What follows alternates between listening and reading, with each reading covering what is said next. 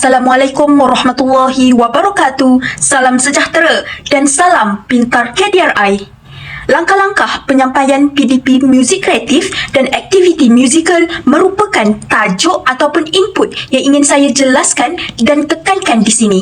Sebelum itu, molek kiranya saya memperkenalkan diri saya terlebih dahulu. Saya Fatin Nur Afika binti Musa, pelajar PISMP ambilan Jun 2022-2027 dari Unit Bahasa Melayu 5. Tugasan ini dilaksanakan di bawah bimbingan Encik Muazzam bin Muhammad selaku pensyarah bagi subjek aktiviti musikal dalam bilik darjah.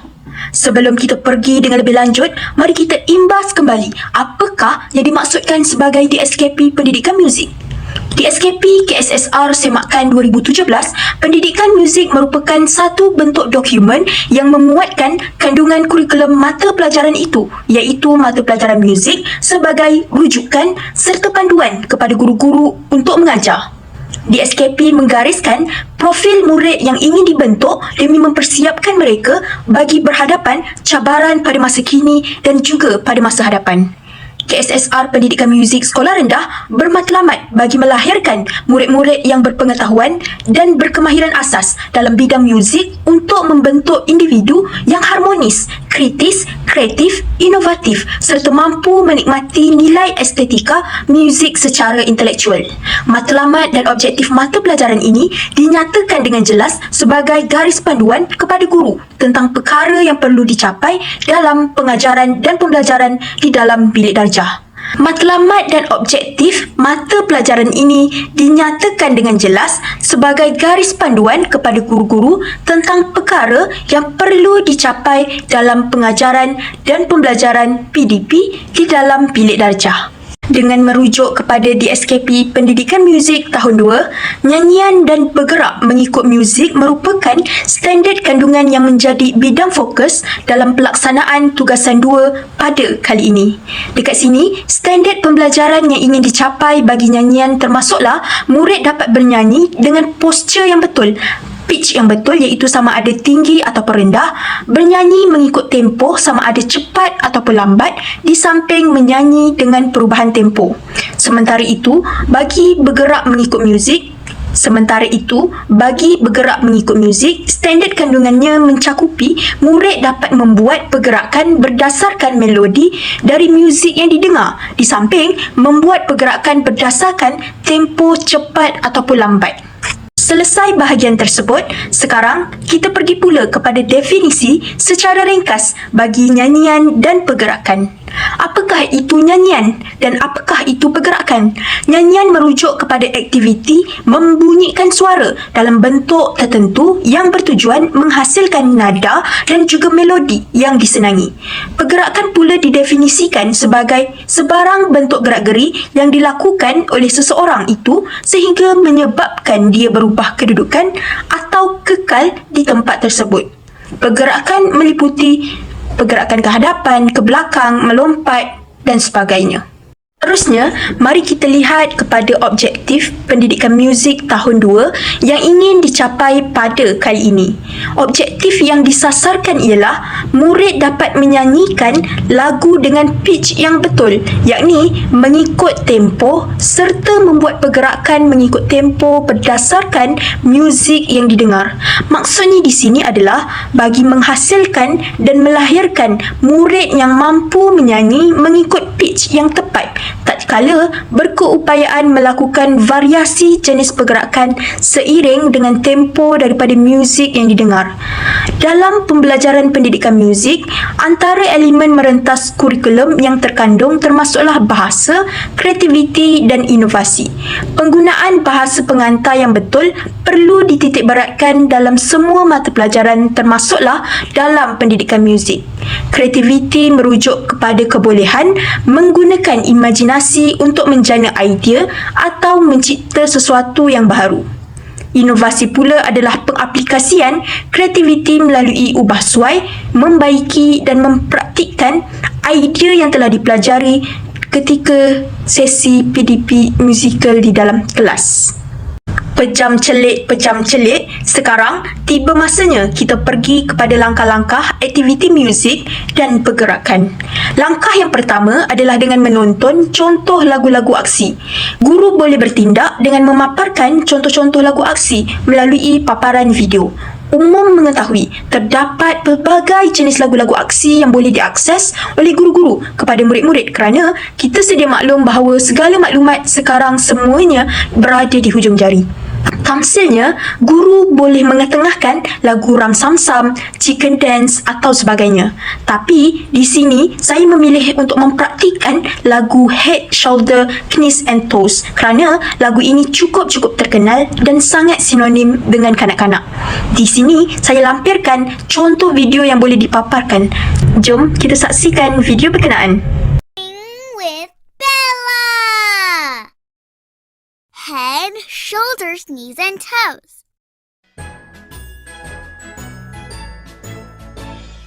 Head, shoulders, knees, and toes, knees and toes.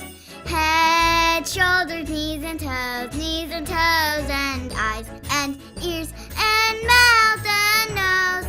Head, shoulders, knees, and toes, knees and toes. Let's clap. Head, shoulders, knees and toes, knees and toes.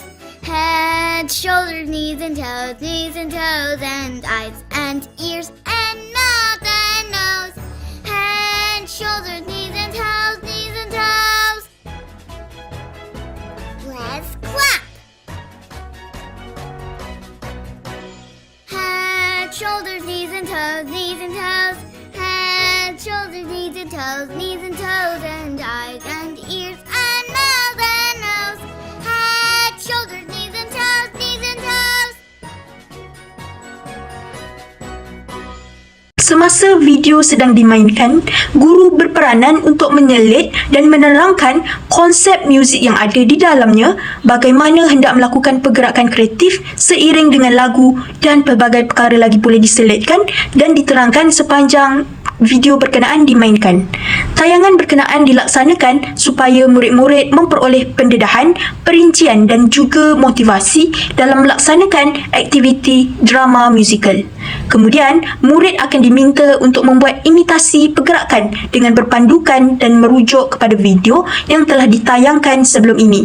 Imitasi merupakan peringkat kedua dalam pendekatan pengajaran music off yang mana murid-murid akan meniru pergerakan berdasarkan melodi dan seterusnya mengekspresikan diri. Maksudnya, secara keseluruhannya, apa yang boleh saya simpulkan di sini ialah pertama sekali, guru perlu memaparkan contoh-contoh lagu aksi. Contohnya lagu Head, Shoulder, Knees and Toes. Selepas itu, ketika video sedang dimainkan, guru perlu bijak dengan menyelit sambil menerangkan berkaitan apa yang ada dalam video berkenaan dari segi konsep muzik, dari segi pergerakan kreatif dan sebagainya. Selepas itu, setelah habis murid-murid menonton keseluruhan video berkenaan, guru perlu meminta murid melakukan imitasi. Imitasi ini bermaksud meniru segala pergerakan berdasarkan video yang telah didengar dan dipertontonkan sebentar tadi. Langkah yang seterusnya ialah nyanyian lagu Kalau Rasa Gembira berdasarkan audio. Maksudnya di sini ialah guru memaparkan satu video yang boleh dicari di Spotify ataupun di YouTube lah terutamanya, yang hanya memaparkan lirik lagu berkenaan, tidak ada pergerakan langsung. Sebagai contoh, mari kita lihat sebentar lirik lagu Kalau Rasa Gembira.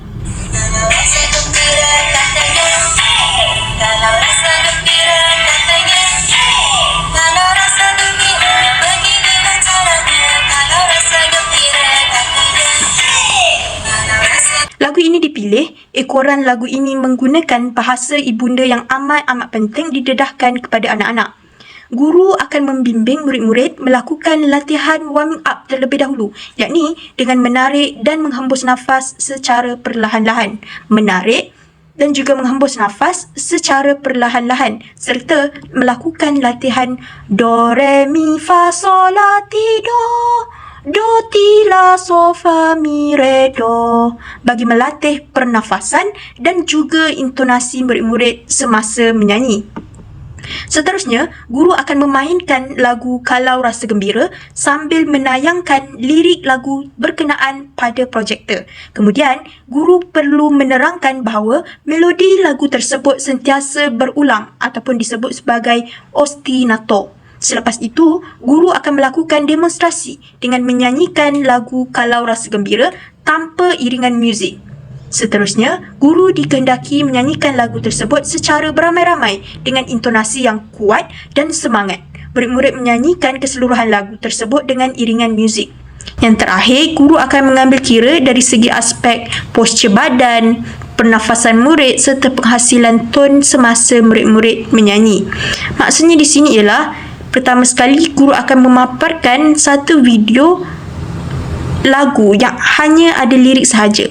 Selepas itu, guru akan melakukan latihan warming up dengan menarik dan menghembus nafas serta latihan do, re, mi, fa, sol, la, ti, do tersebut. Dan selepas itu, guru akan menyanyikan terlebih dahulu, melakukan demonstrasi di hadapan murid. Dan kemudian, guru akan mengajak murid-murid bersama-sama menyanyikan keseluruhan lagu tersebut dengan berpandukan lirik yang telah dipaparkan di hadapan. Dan dalam pada masa yang sama, guru akan memantau dari segi postur badan murid, pernafasan murid serta ton mereka ketika menyanyikan lagu berkenaan.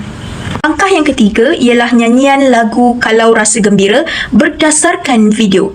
Guru akan menunjukkan pergerakan mengikut rentak muzik melalui tayangan video lagu Kalau Rasa Gembira. Maksudnya di sini, guru akan melakukan demonstrasi terlebih dahulu pergerakan apa yang perlu dilakukan oleh murid-murid. Kemudian, guru menyediakan ruang yang sesuai dan selesa untuk murid-murid melakukan pergerakan dengan selamat. Selepas guru melakukan demonstrasi pergerakan, guru perlu menyediakan satu ruang kelas yang luas, selesa dan juga selamat agar murid-murid ini dapat melakukan aksi berkenaan dengan betul dan selamat.